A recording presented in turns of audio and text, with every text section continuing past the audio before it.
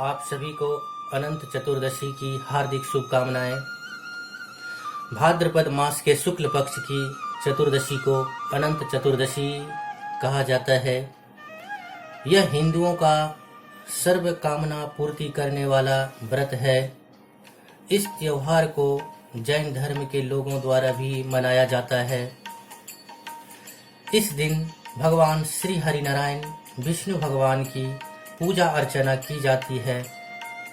प्रातः जल्द उठकर स्नान करने के बाद भगवान विष्णु की पूजा की जाती है। फिर रेशम या सूत के धागों को कुमकुम से रंगकर और उसमें 14 गांठ लगाकर इसकी पूजा की जाती है और इसे अपने बाहों में बांध लिया जाता है। इस धागे को भगवान विष्णु का रूप माना गया है, जिसे रक्षा सूत्र या अनंत सूत्र भी कहा जाता है। ऐसा माना जाता है कि जो मनुष्य इस रक्षा सूत्र को बांधते हैं वो सारे परेशानियों से मुक्त हो जाते हैं और उसका जीवन सुख और धन धान्य से पूर्ण हो जाता है। अब हम अनंत चतुर्दशी व्रत कथा सुनते हैं। पौराणिक युग में सुमंत नाम का एक ब्राह्मण था जो बहुत विद्वान था। उसकी पत्नी भी धार्मिक थी जिसका नाम दीक्षा था। सुमंत और दीक्षा की एक संस्कारी पुत्री थी जिसका नाम सुशीला था। सुशीला के बड़े होते होते उसकी माँ दीक्षा का स्वर्गवास हो गया। सुशीला छोटी थी। उसकी परवरिश को ध्यान में रखते हुए सुमंत ने कर्कशा नामक स्त्री से दूसरा विवाह किया। कर्कशा का व्यवहार सुशीला के साथ अच्छा नहीं था, लेकिन सुशीला में उसकी माँ दीक्षा के गुण थे। वो अपने नाम के समान ही सुशील और धार्मिक प्रवृत्ति की थी। कुछ समय बाद जब सुशीला विवाह योग्य हुई तो उसका विवाह कौंडिन्य ऋषि के साथ किया गया। कौंडिन्य ऋषि और सुशीला अपने माता पिता के साथ उसी आश्रम में रहने लगे। माता कर्कशा का स्वभाव अच्छा न होने के कारण सुशीला और उनके पति कौंडिन्य को आश्रम छोड़कर जाना पड़ा। जीवन बहुत कष्टमयी हो गया। न रहने को जगह थी और न ही जीविका के लिए कोई जरिया। दोनों काम की तलाश में एक स्थान से दूसरे स्थान भटक रहे थे। तभी वे दोनों एक नदी तट पर पहुंचे जहां रात्रि का विश्राम किया। उसी दौरान सुशीला ने देखा वहां कई स्त्रियां सुंदर सजकर पूजा कर रही थी और एक दूसरे को रक्षा सूत्र बांध रही थी। सुशीला ने उनसे उस व्रत का महत्व पूछा। वे सभी अनंत देव की पूजा कर रही थी और उनका रक्षा सूत्र, जिसे अनंत सूत्र कहते हैं, वो एक दूसरे को बांध रही थी, जिसके प्रभाव से सभी कष्ट दूर होते हैं और व्यक्ति के मन की इच्छा पूरी होती है।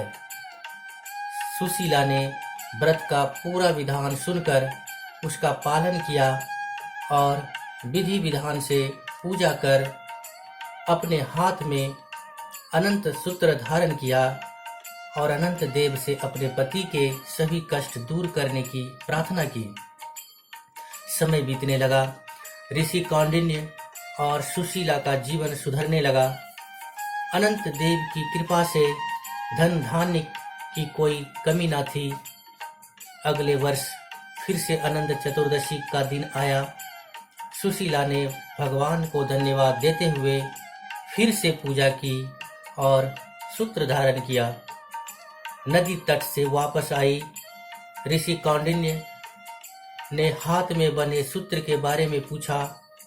तब सुशीला ने पूरी बात बताई और कहा कि यह सभी सुख भगवान अनंत के कारण मिले हैं।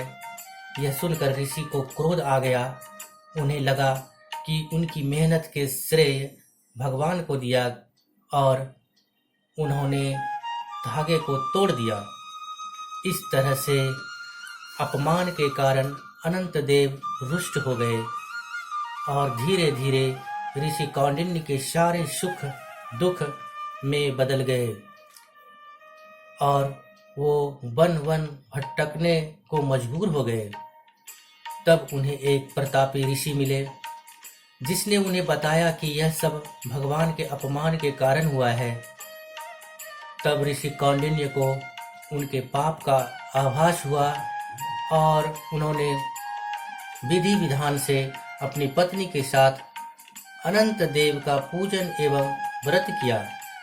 यह व्रत उन्होंने कई वर्षों तक किया, जिसके 14 वर्ष बाद अनंत देव प्रसन्न हुए और उन्होंने ऋषि कौंडिन्य को क्षमा कर उन्हें दर्शन दिए, जिसके फलस्वरूप ऋषि और उनकी पत्नी के जीवन में सुखों ने पुनः स्थान बनाया।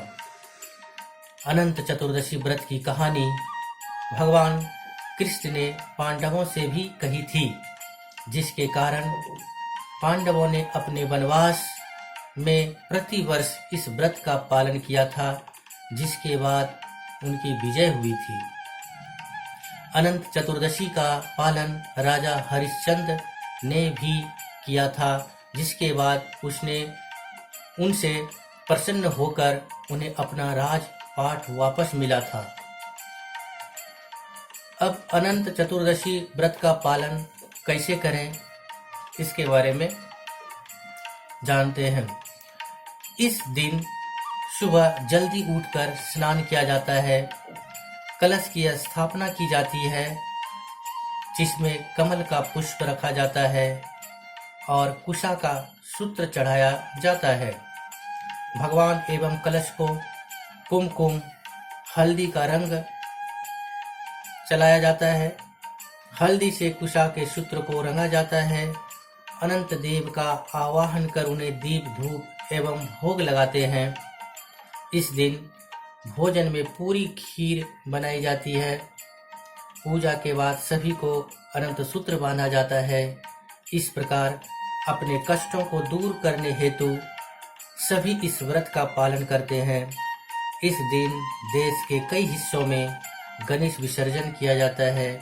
गणेश चतुर्थी और विनायक चतुर्थी के दिन गणेश जी को 10 दिनों तक घर में बैठाकर इस दिन उनकी विदाई की जाती है।